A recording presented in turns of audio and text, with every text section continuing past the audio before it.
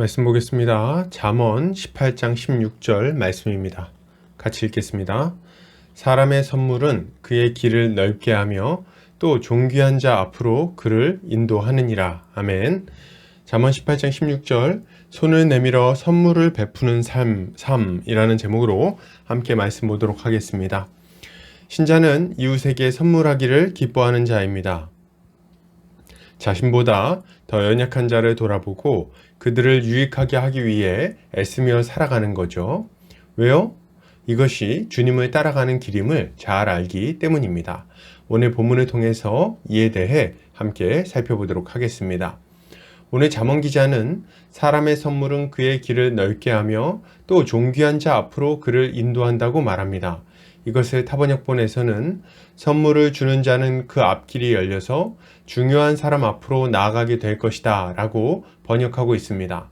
본문은 사람의 선물이 어떤 역할을 하는지를 설명하고 있는데 선물은 그의 인생길을 넓게 만들어주고 존귀한 사람 앞으로 인도해 준다고 말합니다. 이것은 사람이 손을 내밀어서 이웃들에게 선물을 주는 것이 자기 자신에게 얼마나 유익한 일인지 그리고 지혜로운 일인지를 강조하고 있는 것입니다. 본문은 사람의 선물이 그의 길을 넓게 하고 존귀한 자 앞으로 인도한다고 말하죠.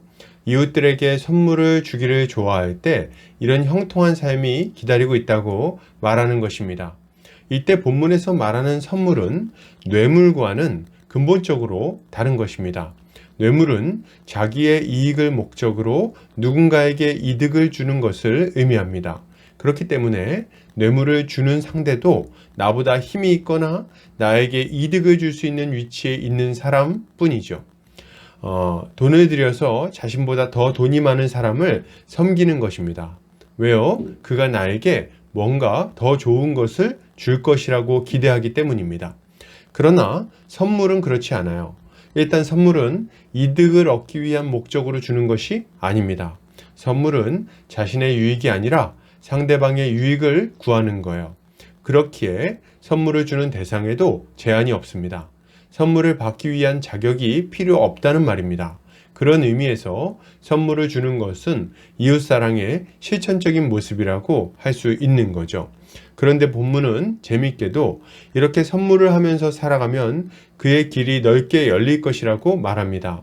존귀한 자도 만나게 될 것이라고 말하죠. 이게 어떻게 된 걸까요?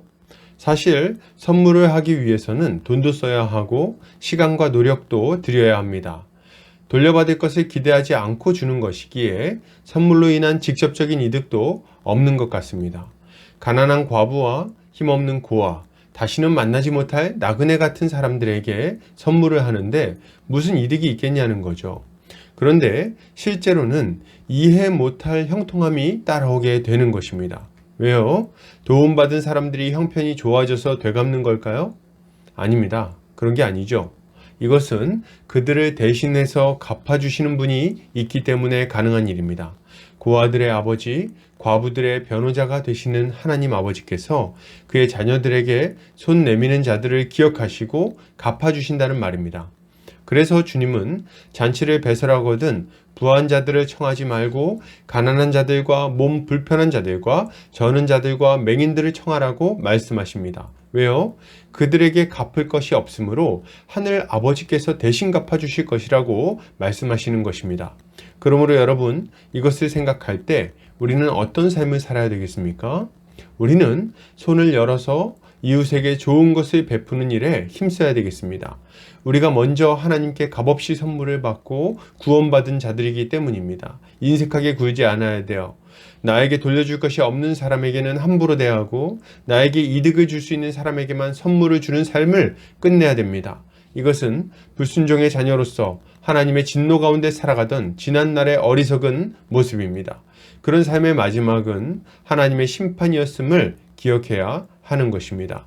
우리는 도리어 우리에게 줄 것이 없는 가난한 사람들, 보잘것없어 보이는 사람들에게 선물 주기를 기뻐해야 합니다. 왜요? 그들의 보호자와 공급자가 되시는 하늘 아버지께서 우리의 선물을 기쁘게 받으실 것이기 때문입니다. 우리가 손을 열어서 고아와 과부에게 선물을 준다면 주님은 우리의 선물을 통해 영광 받으실 것입니다. 그리고 더 많은 일을 할 수 있도록 그의 손이 우리의 길을 넓히실 뿐 아니라 이 일을 잘할 수 있도록 존귀한 자 앞으로 인도해 주실 것입니다. 그리고 우리는 우리 인생의 마지막 순간에 존귀하신 주님의 얼굴을 뵙게 될 것입니다. 결론을 드립니다. 여러분, 손을 열어 선물을 줍시다. 부자가 아니라 가난한 자들에게 베풉시다. 우리 주님이 자기 자신을 드려 우리에게 영생을 선물로 주신 것처럼 우리도 우리의 인생을 드려 연약한 자들을 섬깁시다. 이것이 신자의 마땅한 바입니다. 오늘도 주님의 지혜로 승리하는 성도님들 되시기를 주의 이름으로 축복합니다.